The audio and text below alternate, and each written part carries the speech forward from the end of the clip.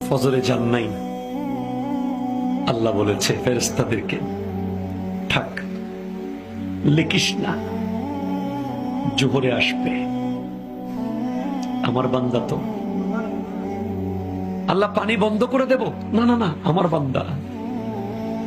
খানা বন্ধ করে দেব, না না না, আমার বান্দা। আমি না গাফফার, আমি আল্লাহ না ক্ষমাকারী। আল্লাহ দোষগুলো দুনিয়াকে দেখাই দেব, না না না, আমি সত্তা। রহমতের চাদর দিয়ে ঢেকে রেখেছেন। আপনি জান নাই,